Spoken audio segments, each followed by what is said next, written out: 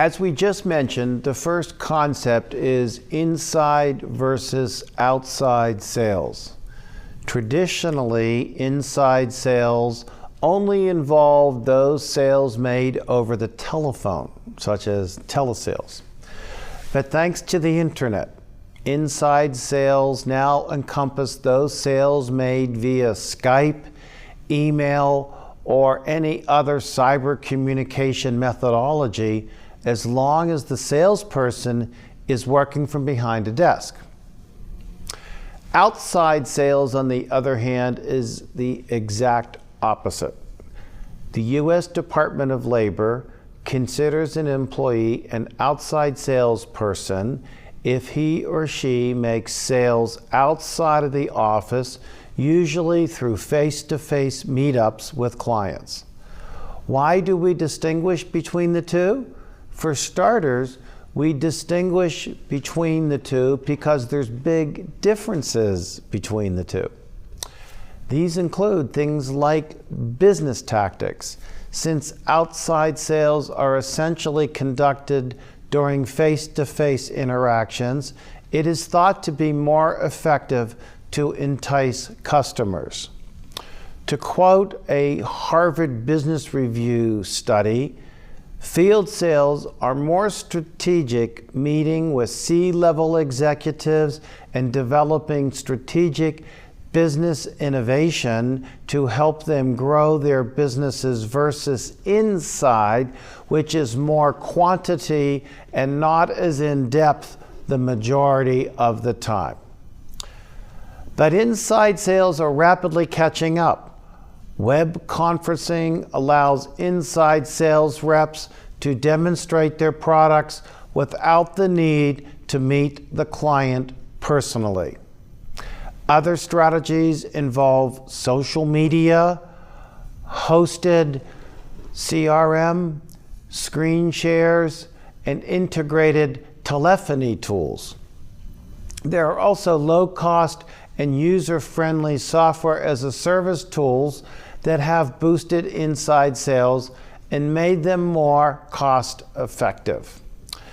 The next difference is quantity versus quality. Inside sales versus outside sales can be likened to the quantity versus quality argument. Since inside sales representatives do most of their selling from behind a computer screen, they have the ability to pitch their product or service to a large number of people every single day.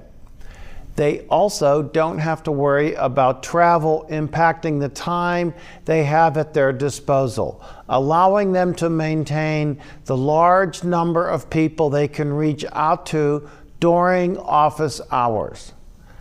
This is not to say that they only land lower quality customers, but rather their sales cannot be usually classified as big ticket purchases.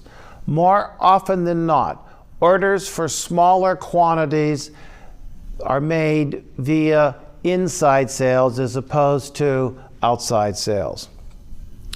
Outside sales focus more on complex quality products and services that they can sell for a steeper price. That's why field reps prefer to meet their clients face-to-face and explain the intricate functionalities of what they're selling and make sure the potential buyer understands them. Outside sales reps may reach fewer customers, but they are likely to be well-targeted ones. Sales cycles. Sales cycles are naturally shorter for inside salespeople because of the lesser likelihood of face-to-face interaction. But since the focus of field representatives is on volume, their cycles tend to be longer and more complicated. Inevitably, outside salespeople are likely to foster stronger and longer-lasting relationships with their clients. Another factor is skills and qualifications. Outside sales are best suited for people who like working independently and managing their own schedule as they set their own appointments with prospective clients.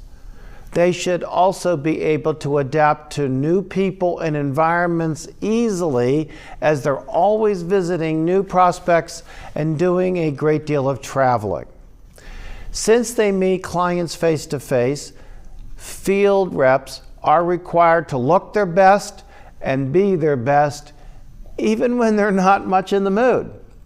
As for inside sales representatives, they need to have a way with words. Because they don't usually have a means to demonstrate the product or service live, they should be able to articulate enough to explain the item in an engaging manner that attracts potential buyers. Collaboration with peers is also common among inside salespeople as they work in an office. Inside sales reps should be able to perform all associated administrative tasks within the workplace. Another factor is cost. Outside sales tend to be the costlier of the two, since field reps command higher base salaries. They also travel a lot, which adds to incidental costs and might create some work inefficiencies. Though these two sales strategies are opposites, the traditional divide between the two is slowly disappearing, with many companies adopting a hybrid form of inside and outside sales. For example, salespeople may call from their company's office and then travel to client locations to complete a deal. In fact, current research shows that outside sales reps are spending almost half of their workday selling remotely.